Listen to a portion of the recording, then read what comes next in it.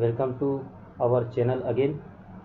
और हमारे चैनल में नए अपडेट पाने के लिए हमारे चैनल को नीचे बॉटम में दिए सब्सक्राइब बटन को क्लिक करें या बेल आइकॉन को क्लिक करें और ज़्यादा से ज़्यादा लोगों तक ये नोट्स पहुंच पाए, इसलिए इस वीडियो को ज़्यादा से ज़्यादा शेयर करें। तो मैनेजमेंट के कॉन्सेप्ट के सेकंड पार्ट में हम लोग देखते हैं। पिछले पार्ट में हम लोगों ने तीन कॉन्सेप्ट देखा था, उन्हीं तीन कॉन्सेप्ट के आधार पर और भी जो कॉन्सेप्ट दिए गए हैं, अदर कॉन्सेप्ट दिए हुए हैं, उसके बारे में हम सेकंड पार्ट में चर्चा करते हैं।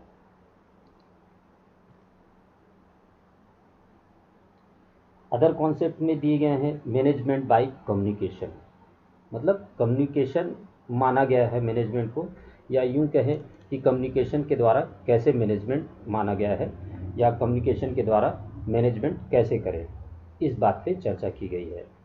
तो management by communication, the primary function of manager is to formulate policies and implement them effectively which require oral और written communication with the staff. Communication is continuous coordinating process of informing, listening and understanding. Success is depend upon effective communication. Effective communication को जैसे एक example के रूप में हम ले कि यदि आपने एक पॉलिसी बनाई है कि what is the policy about circulation section, तो सर्कुलेशन सेक्शन का यदि कोई पॉलिसी बना है कि किसी फैकल्टी मेंबर को 5 बुक देना है, 2 बुक देना है, स्टूडेंट्स को, रिसर्च स्कॉलर को 10 बुक देना है, तो ये पॉलिसी बनाया है आपने, तो उसको इम्प्लीमेंट करवाना, ठीक है, और उसको इफेक्टिवली इम्प्लीमेंट करवाना, ठीक है। एक रिटर्न में भी वो कम्युनिकेशन हो सकता है या आप ओरल भी बोल सकते हैं, लेकिन ओरल की बजाय रिटर्न कम्युनिकेशन ज़्यादा बेस्ट होता है, ये आपके फ्यूचर के लिए सही रहता है। और ये बोला गया है कि कम्युनिकेशन इज़ कंटिन्यूअस प्रोसेस, तो ये कंटिन्यूअस प्रोसेस है, ऐसा नहीं कि हम एक महीने के लिए रूल या रेगुलेशन या पॉलिसीज़ को फॉलो करेंगे उसके बाद छोड़ देंगे। कोऑर्डिनेटिंग प्रोसेस, तो कोऑर्डिनेटिंग भी ज़रूरी है कि आप ये एक दूसरे से कोऑर्डिनेट हो रहा है कि नहीं, भाई हमारे पास पुस्तकें कम आ रही है और हम दे रहे हैं 10-10 पुस्तकें, तो ये कोऑर्डिनेट भी देखना आपका ज़रूरी है कि आपके पास रिसोर्सेज आ भी रही हैं कि या नहीं आ रही है, या आपके पास रिसोर्सेज हैं कि नहीं एक्विजिशन सेक्शन में, तो ये सारे चीज़ को कोऑर्डिनेट करना है ना। Listing and understanding, success is depending upon effective communication, यदि आपका कम्युनिकेशन इफेक्टिव यदि आपके सर्कुलेशन सेक्शन के स्टाफ पर यदि पड़ता है, तभी वो जाकर कम्युनिकेशन इफेक्टिव होगा और अपने गोल तक को अचीव करेगा। नेक्स्ट देखते हैं management by system, to identify the problem solving them to identify the problem solving them through various possible alternative and making the generalization for the future. It refers to identify the problem and analyzing it, collecting relevant data and analyzing the same, find out various viable alternative, testing the made, finally selecting the best one, subsequently review is done from time to time। तो management by system, अब इसमें एक example हम लोग ले लेते हैं कि यदि मान लीजिए आपके सर्कुलेशन सेक्शन का एक समस्या है, जिस समस्या में हम ये चाहते हैं कि एक घंटे के अंदर हम मैक्सिमम कितने बच्चों को बुक सर्कुलेट कर पाते हैं। तो मान लीजिए सपोज दैट एक घंटे के अंदर में यदि हम 50 बच्चों को सेटिस्फाइड कर सकते हैं, तो ये हमारी प्रॉब्लम हो गई। तो प्रॉब्लम में हमका सॉल्यूशन ये ढूंढना है कि क्या ये पॉसिबल है कि यदि एक घंटे में हमारे पास 70 यूज़र आते हैं और एक घंटे के दौरान में हम 50 को ही इशू या रिटर्न कर पाते हैं और बाकी 20 बच्चे लौट जाते हैं क्योंकि उनकी क्लासेस स्टार्ट हो गई।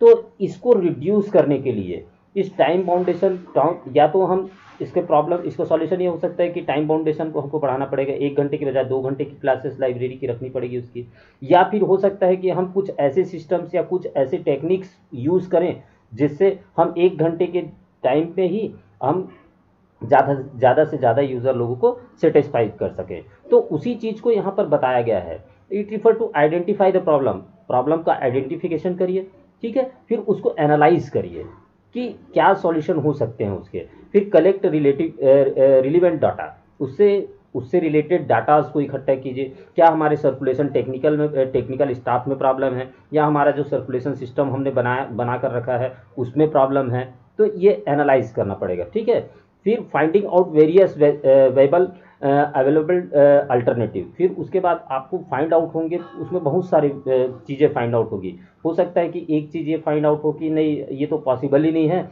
और हमको उसके घंटे ही बढ़ाने पड़ेंगे, या हो सकता है कि ये हो कि हम 70 बच्चे यदि हमारे पास आते हैं तो हम उसको अदर डे में डिवाइड कर लें कि भाई उस सेमेस्टर या उस ब्रांच के बच्चों को हम सेकेंड डे में भी 1 घंटे का उनको समय दें। तो जितने भी अल्टरनेटिव वेज आपके पास निकलेंगे उनको टेस्ट करके देखिए और finally the select best one, और उनमें से एक बेस्ट वन को आपको सेलेक्ट करना है। यही एक असली मैनेजर की पहचान होगी। मैनेजमेंट बाय रिजल्ट, है ना। तो रिजल्ट, तो in this progress of organization is evaluated periodically in order to ascertain the result achieved.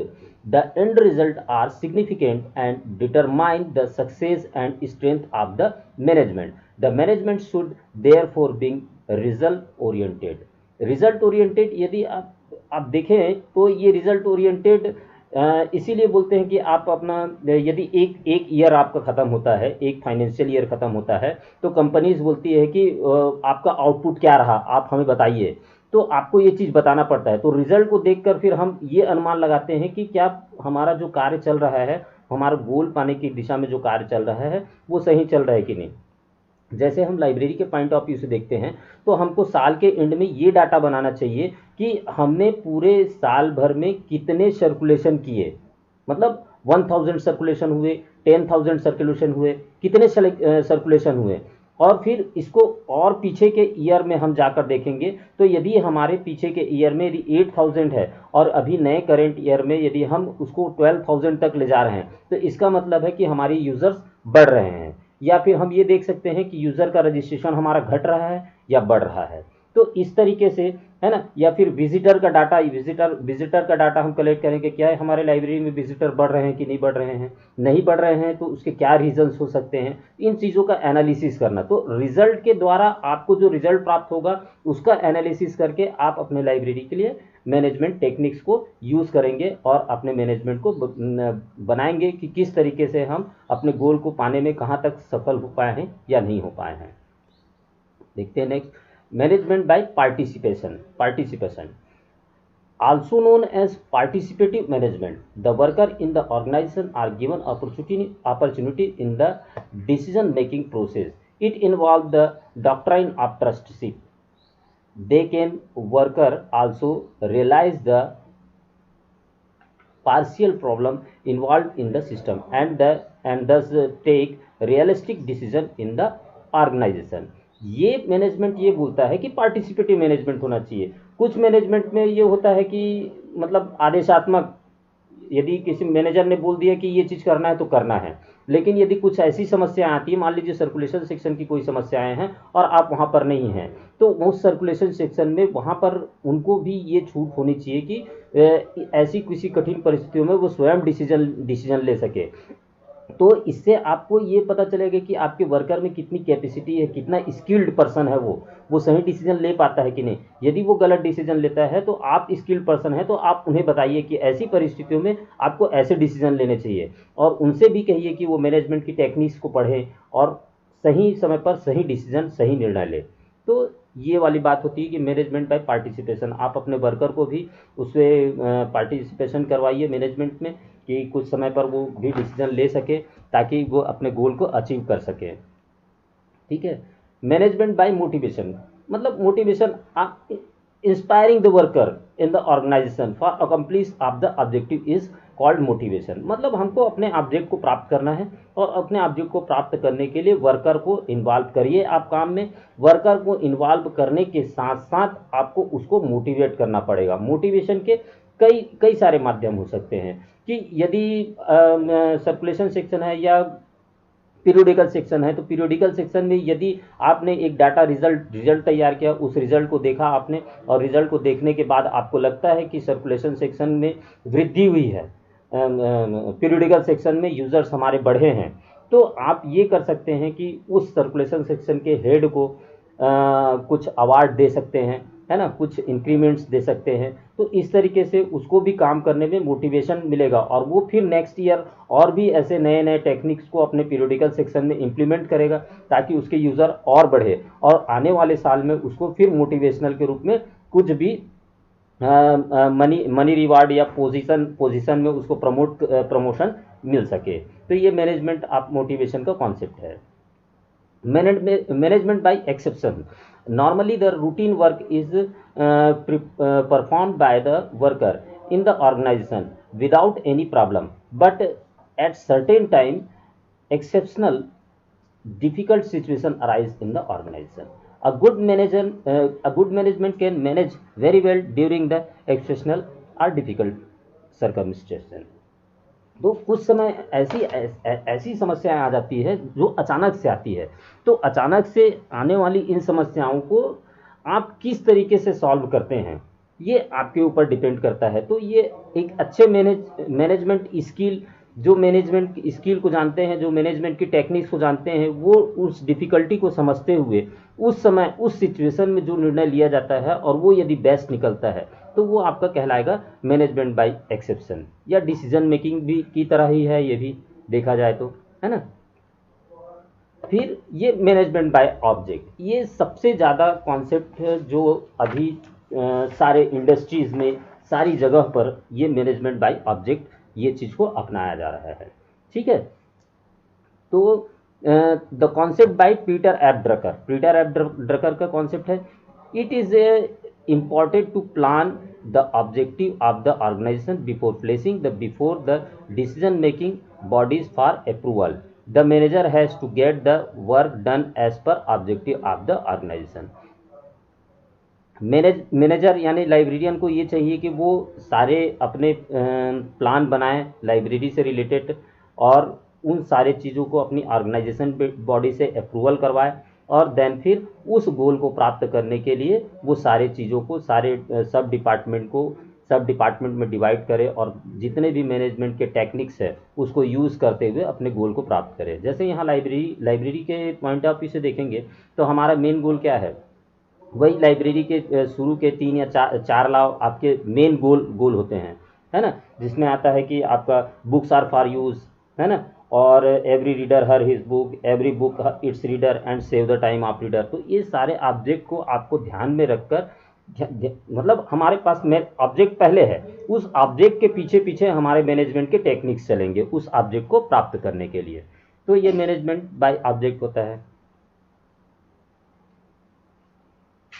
अब देखते हैं कि कुछ कॉन्सेप्ट ऐसे हैं जिसमें मतलब लोगों को कन्फ्यूज़न है कि मैनेजमेंट साइंस है या आर्ट्स है, या कुछ लोग बोलते हैं कि मैनेजमेंट और एडमिनिस्ट्रेशन अलग है, या एडमिनिस्ट्रेशन को मैनेजमेंट का पार्ट मानते हैं। तो देखते हैं, वैसे मैनेजमेंट, मेरे हिसाब से मैनेजमेंट और एडमिनिस्ट्रेशन एक ही सिक्के के दो पहलू हैं। आइए देखते हैं कि कुछ ऑथर या कुछ राइटर जो हैं वो अपनी सोच, उनकी सोच क्या है, हमको उनके हिसाब से अध्ययन करना है ना। तो अकॉर्डिंग टू कुंटज, तो ये चीज़ आपको ध्यान रखना है कि कुंटज ने क्या कहा है। ठीक है, according to Koontz science is organized knowledge, है ना। साइंस का मतलब ये होता है कि एक organised knowledge. The essential feature of science are the application of scientific method to the developing of knowledge. तो साइंस क्या कहता है, application of the scientific method, मतलब किसी भी चीज़ नॉलेज को डेवलप करने के लिए मतलब जो आपका एप्लीकेशन होना चाहिए वो साइंटिफिक वे में होना चाहिए। Theory and other accumulated knowledge developed from hypothesis, experimentation and analysis. जो थ्योरी बनेगी वो कैसे बनेगी, थ्योरी हाइपोथेसिस से, एक्सपेरिमेंट से, और देन फिर एनालिसिस करके थ्योरी बनेगी। तो ये साइंस की थ्योरी होगी, तो साइंटिफिक थ्योरी कहलाएगी ये।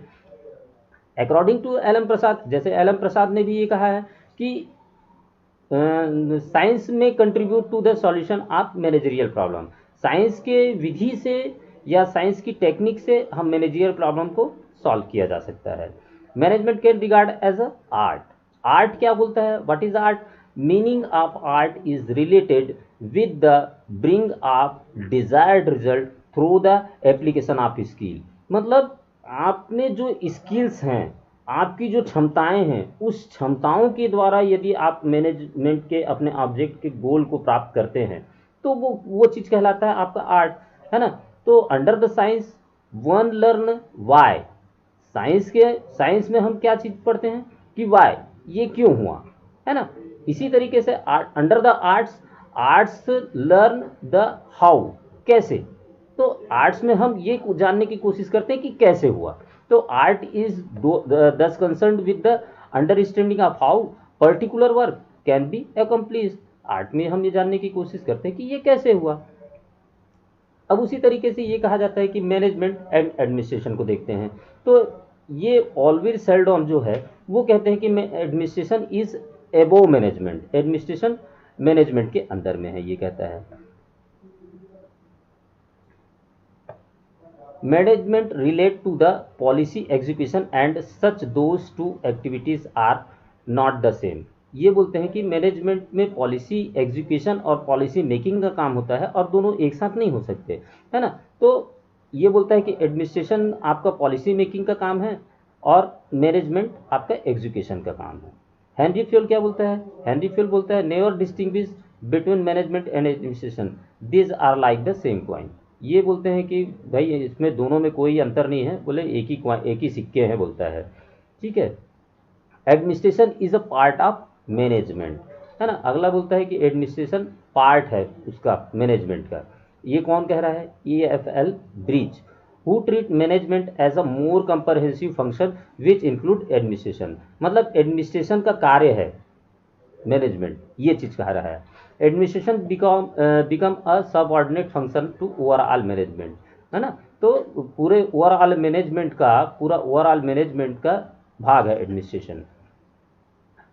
Management and administration are the same, it is the most popular precaution. तो मतलब अधिकांशतः लोग यही मानते हैं कि मैनेजमेंट और एडमिनिस्ट्रेशन दोनों सेम हैं। फिर देखते हैं डेफिनेशन, मैनेजमेंट के डेफिनेशन। FW टेलर क्या कहता है? Management is art of knowing what you want to do. ये आपको कुछ लोगों के जो डेफिनेशंस हैं वो आपको याद रखने पड़ेंगे, क्योंकि कभी कभी होता है ये है कि उनके डेफिनेशन को कोट कर दिया जाता है और आपसे ये पूछा जाता है कि ये किसके कोट्स हैं। तो आपको ध्यान में रखना पड़ेगा कि management is the art of knowing what you want to do in the best and cheapest way. तो ये किसने कहा है? FW टेलर ने कहा है ना। मतलब मैनेजमेंट ये कला है जानने की कि आपने क्या किया है और उसका बेस्ट और चीपेस्ट तरीका या रास्ता क्या हो सकता है। As per John Mee, management is term of securing maximum result, according to him is the art of securing maximum result with minimum effort. यहाँ इस कोड को याद रखिए आप, maximum result with minimum effort किसने कहा है? जॉन मी ने कहा है। According to G. Edward Evans, management means to control and direct the operation of an organization or a subdivision of large unit. According by L. Gulick, Luther Gulick ने क्या कहा है वो देखिए। The library management, according to him, management is effective utilization of human and material resources to achieve enterprises objective। मतलब आपको बोल रहा है कि बेस्ट यूटिलाइजेशन करना है किसका? ह्यूमन और रिसोर्सेज का। तो ये लाइब्रेरी के पॉइंट ऑफ व्यू से देखा जाए तो ये सबसे बेस्ट हमारे लिए हो सकता है डेफिनेशन। ठीक है, नेक्स्ट देखते हैं कि फंक्शन ऑफ मैनेजमेंट, मैनेजमेंट के फंक्शंस के बारे में दिया गया है। तो फंक्शन ओवरऑल यदि आपने मैनेजमेंट का लेक्चर सुन रहे होंगे तो फंक्शन में आप समझ ही गए होंगे कि क्या क्या किस टाइप के फंक्शंस होते हैं, है ना। तो मैनेजमेंट के फंक्शन को बहुत सारे आर्थर ने अलग अलग बताया है, जैसे लूथर गुलिक ने कहा है कि पोस्ट कार्प, है ना। तो उस हिसाब से आप देखिएगा कि मैनेजमेंट के कुछ लोग प्लानिंग में कुछ चीज़ को जोड़ते हैं, ऑर्गेनाइजेशन में, कमांड में, अलग अलग दिए गए हैं फंक्शंस, है ना। पर कुछ मेन है वो फंक्शंस है, हल्का हल्का उसको देख लीजिएगा। ठीक है, तो जिसमें होता है प्लानिंग, आपको प्लानिंग बनाना है कि आपको वर्क कैसे करना है और अपने गोल को कैसे प्राप्त करना है, इसके लिए सारी चीज़ों को ऑर्गेनाइज करना है। ठीक है, और फिर आपका स्टफिंग, आपके पास स्टाफ है उसका कैसे बेस्ट यूटिलाइजेशन करना है, डायरेक्शन, आपको बीच बीच में आपको डायरेक्शन कैसे देना है, कहाँ पर देना है, सारे सबऑर्डिनेट डिवीज़न या डिपार्टमेंट के साथ कैसे कोऑर्डिनेट करना है ना। रिपोर्टिंग आप करेंगे तो रिपोर्टिंग से आपको रिजल्ट मिलेंगे और रिजल्ट का एनालिसिस करके फिर वो आपको फिर से कुछ रिजल्ट पाने के लिए नए नए टेक्निक्स को यूज़ करने होंगे। बजटिंग का मतलब होता है कि एक रफ आइडिया इनकम और एक्सपेंडिचर का, तो वो किस तरीके से आपका रहेगा, है ना।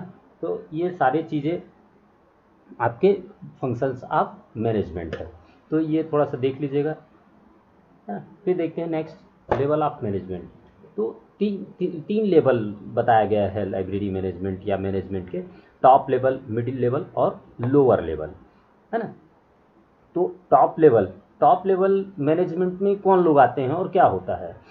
It include director, associate director and assistant director in the large library. बड़े लाइब्रेरी के पॉइंट ऑफ व्यू से यदि अपन देखा जाए तो वहाँ पर डायरेक्टर, एसोसिएट डायरेक्टर और असिस्टेंट डायरेक्टर ऐसे पोस्ट, या आप यूनिवर्सिटी लाइब्रेरियन के रूप में यदि देखें तो चीफ लाइब्रेरियन, ये टॉप मैनेजमेंट लेवल में आते हैं। इनका काम क्या होता है, they are responsible to set policy for entire organisation, पूरे इंटायर ऑर्गेनाइजेशन और उस ऑर्गेनाइजेशन के अंदर में उसके लिए पॉलिसी मेकिंग करना है। And are responsible for overall management, और जितना भी ओवरऑल मैनेजमेंट होगा उसकी रिस्पॉन्स, उसके लिए वो रिस्पॉन्सिबल होंगे।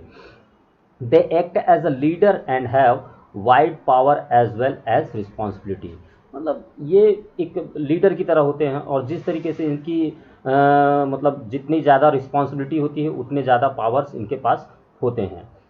दूसरा होता है मिडिल लेवल मैनेजमेंट, या इसको सेकेंड लेवल मैनेजमेंट भी बोलते हैं। यहाँ पर लाइब्रेरियन या असिस्टेंट लाइब्रेरियन आ सकते हैं, ठीक है। They are in charge of specific sub unit of the organisation, या फिर एक लाइब्रेरी के अंदर में जितने भी डिपार्टमेंट हैं, सब यूनिट्स हैं, उनके हेड्स हैं, वो यहाँ पर आ सकते हैं, ठीक है। In the library they are head of the department or branch library, वही मैंने आपको बताया कि या तो डिपार्टमेंटल हेड हो सकते हैं या ब्रांच लाइब्रेरी हो सकते हैं। ब्रांच लाइब्रेरी यदि आपके बड़े लाइब्रेरी में ब्रांच की लाइब्रेरी अलग होती है और उसके हेड अलग होते हैं तो वो भी हो सकते हैं।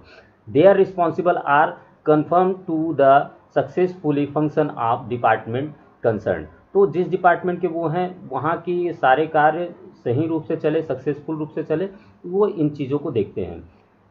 They serve as a mediator between top management and supervisory, तो सुपरवाइजरी मैनेजमेंट और टॉप मैनेजमेंट दोनों के बीच का लेवल जो होता है वो ये आपका मिडिल मैनेजमेंट होता है, ठीक है। फिर लोअर मैनेजमेंट, या इसको बोलते हैं फर्स्ट लाइन मैनेजमेंट, मतलब नीचे चलता है first, second and third. Third को हम टॉप बोलते हैं, थर्ड ना बोल के टॉप बोलते हैं। फर्स्ट लेवल इसलिए कहा गया होगा क्योंकि यदि फर्स्ट लेवल का आपके पास यदि फर्स्ट लेवल नहीं होगा तो आपका ये जो आपका टॉप लेवल है वो कोई मतलब नहीं है भाई। मैनेजमेंट यदि यदि काम करने वाले ही नहीं होंगे आपके पास तो आप मैनेजमेंट करके क्या कर पाएंगे, है ना। क्योंकि ये पॉलिसी बनाएगा, ये एग्जीक्यूट करेगा और ये वर्क करेगा, तो यदि आपके पास वर्क करने वाले ही, उसको इम्प्लीमेंट करने वाले ही नहीं रहेंगे तो फिर तो मैनेजमेंट को कोई मतलब ही नहीं रह पाएगा। तो इसीलिए शायद इसको फर्स्ट लाइन या सुपरवाइजरी कहा गया है। They act as a supervisor of the junior staff and lead the activities of individual worker in carrying out the day to day work of the organisation, यानी कि यदि आपके सर्कुलेशन का कोई इंचार्ज है और वहाँ डे टू डे वर्क होता है तो उसका सुपरवाइजन करना, उसकी एक्टिविटीज़ का सुपरविजन करना और एक एक इंडिविजुअल वर्कर को कैरिंग, सावधानी से देखना कि क्या वे सही दिशा में कार्य कर रहे हैं, कोई गलती तो नहीं कर रहे हैं, यदि उनसे कोई गलती हो रही है तो उनको सुधरवाना, ये सारी चीज़ें वहाँ पर उस लेवल पर होंगे। This management implemented the process and procedure that allow their units to work effective and efficiently, ताकि वो उसके जो वर्कर हैं वो इफेक्टली और एफिशिएंटली कार्य कर सकें। जैसे कहा गया ये स्किल, ये देखिए लेवल ऑफ मैनेजमेंट स्किल, है ना। वो टॉप लेवल है, टॉप लेवल और मिडिल लेवल ये स्किल पे काम करता है, कॉन्सेप्चुअल मतलब कॉन्सेप्ट में काम करेगा। ये आप तो धरातल रूप पे दिखेगा नहीं, ये कॉन्सेप्ट पे काम करेगा। और टेक्निकल जो काम करेगा, टेक्निकल जो एक्सपर्ट होंगे वो टेक्निकली एक्सपर्ट में सुपरवाइजरी लोग आएंगे। तो ये देखते हैं अब ये आपके मैनेजमेंट के लिए तो आपको ह्यूमन चाहिए और रिसोर्सेज चाहिए, तो ये ह्यूमन ही हो सकते हैं जो मैनेजमेंट में शामिल हो सकते हैं। तो टॉप लेवल मैनेजमेंट का काम क्या रहेगा? Planning, policy making, quality control and evolution, है ना, रिसोर्सेज मोबाइलाइजेशन। तो ये प्लानिंग और क्वालिटी कंट्रोल, है ना, TQM जब अपन पढ़ेंगे, टोटल क्वालिटी मैनेजमेंट, और भी बहुत सारे टेक्निक्स हैं, वो सारे टेक्निक्स को देखेंगे अपन आगे में, तब पता चलता है वो, है ना। और मिडिल लेवल एग्जीक्यूशन आप एक्टिविटीज़, सुपरविजन, मॉनिटरिंग, मतलब जो भी पॉलिसीज़ यदि टॉप लेवल मैनेजमेंट के द्वारा बनाई गई है तो उसका एग्जीक्यूशन करना, सुपरवाइजन करना और मॉनिटरिंग करना। सुपरवाइजरी लेवल, रूटीन टास्क, जो डेली रूटीन टास्क है वो होना चाहिए, है ना। कंसमेंट एक्टिविटीज़, जो भी जितने भी मिडिल टॉप लेवल के एग्जीक्यूशंस हैं उनको ध्यान में रखते हुए, ऑब्जेक्ट को ध्यान में रखकर वो सारे कार्य होते रहने चाहिए। तो ये मैं आप लोगों को एक सलाह देना चाहूँगा कि आप ये मत सोचिए कि ये वीडियो आपके लिए सफिशिएंट है और इसी में से क्वेश्चन पूछे जाएंगे। आप इससे रिलेटेड और भी मोर स्टडी करिए, मोर वीडियोस देखिए और उससे अपने स्वयं के नोट्स बनाइए। ये जो नोट्स हैं मैं आपको PDF के रूप में भी मेरे वेबसाइट पर अवेलेबल रहेगा, आप चाहे तो डाउनलोड कर सकते हैं। लेकिन मेरा सजेशन ये रहेगा, प्लीज़ आप ज़्यादा से ज़्यादा लिटरेचर पढ़िए। ज़्यादा से ज़्यादा लिटरेचर पढ़ने से आपका नॉलेज ज़्यादा से ज़्यादा बढ़ेगा। और अभी नेट में जो क्वेश्चन पूछे जाते हैं वो लिटरेचर बेस्ड ना होकर नॉलेज बेस्ड क्वेश्चन आंसर हो गया है। तो इसलिए आप जितना स्टडी करेंगे उतना आपका नॉलेज ग्रो करेगा और उतनी अच्छे तरीके से आप नेट के या सेट के या किसी भी कॉम्पिटिशनल एग्ज़ाम में अच्छा परफॉर्म कर पाएंगे। तो थैंक यू हमारे चैनल पर बनने के लिए। हमारे चैनल को सब्सक्राइब ज़रूर करिए और ताकि आपको नए नए अपडेट और नए लेक्चर्स आपको ईमेल के माध्यम से आपको प्राप्त होते रहें। और इस वीडियो को अधिक से अधिक लोगों तक पहुंचाने के लिए इसे शेयर ज़रूर करिएगा। थैंक यू, मिलते हैं नेक्स्ट वीडियो में, तब तक के लिए बाय बाय।